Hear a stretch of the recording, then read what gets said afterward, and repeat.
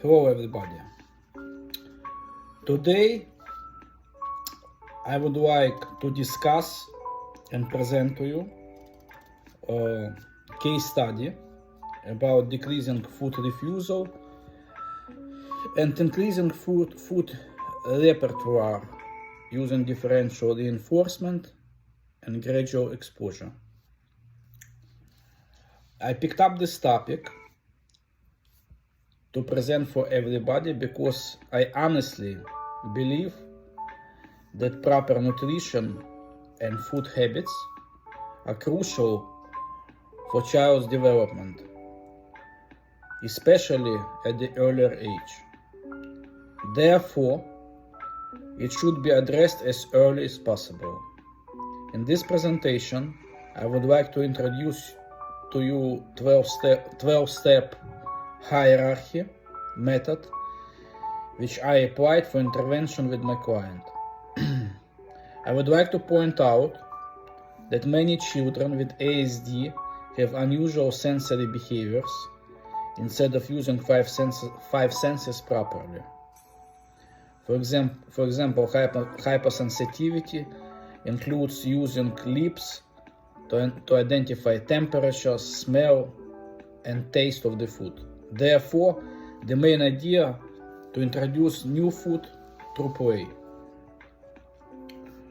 Food refusal is a common behavior amongst children with autism spectrum disorder. It is one of the most important behaviors to address, as it can lead to severe nutritional deficiency and failure to thrive. Food refusal, sometimes known as food selectivity, can be due to specific preference or non-preference of particular food textures, colors, shapes, appearance, and overall food presentation. In addition to the food selectivity can be related to flavor and smells. In order to begin working on food repertoire expansion, we first need to assess what the preferred foods are, what the non-preferred foods are, and what goals we would like to set for ourselves, which food or types of foods to add to the children's food repertoire. Interventions implemented were designed to be caregiver-friendly in order to allow for generalization across settings and people.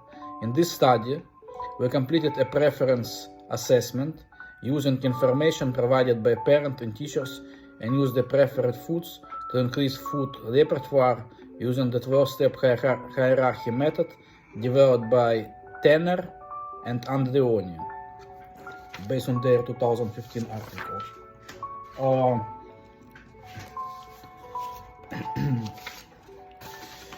Subject and setting.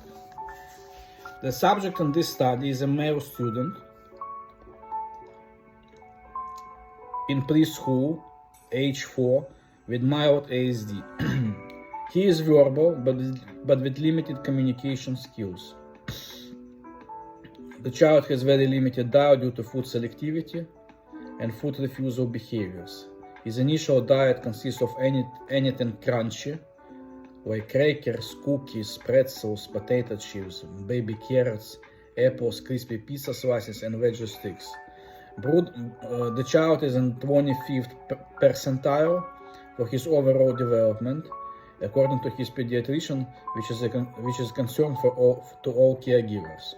Therefore, many of my clients' IFSP goals are focused on increasing food repertoire and decreasing food selectivity. I'd like to mention that the daycare teachers and parents at home were instructed to continue with carryover after ABA sessions.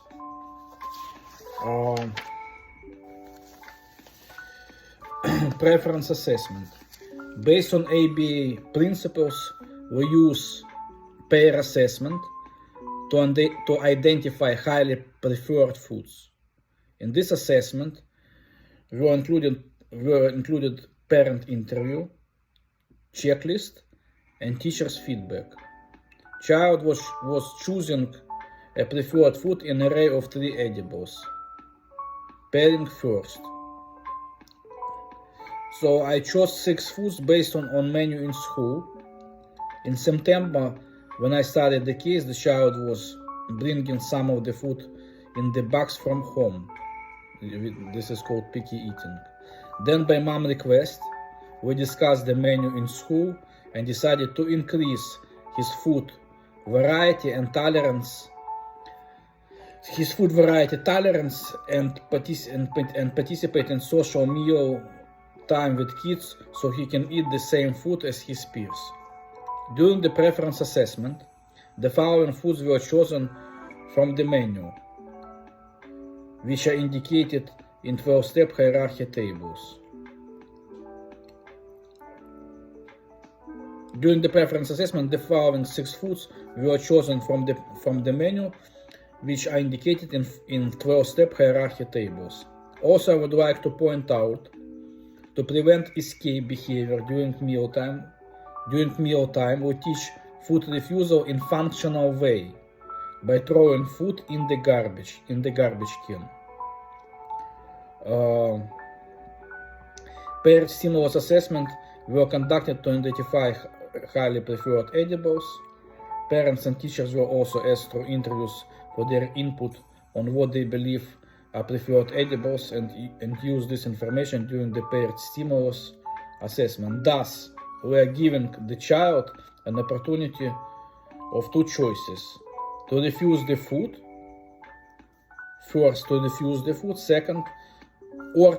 second to accept the food. This way, child will feel comfortable and decrease escaping and tantrums. We used multiple stimulus without replacement stimulus assessments. Selected preferred items were not returned into area upon following presentation of possible preferred or non-preferred food items. Each assessment took about 20 minutes for 3 days. The food was cut into small pieces for assessment.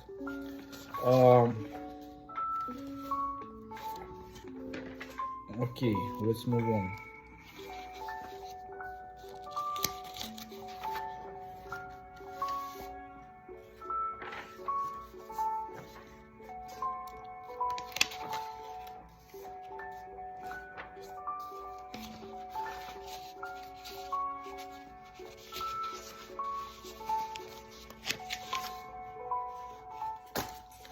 Okay.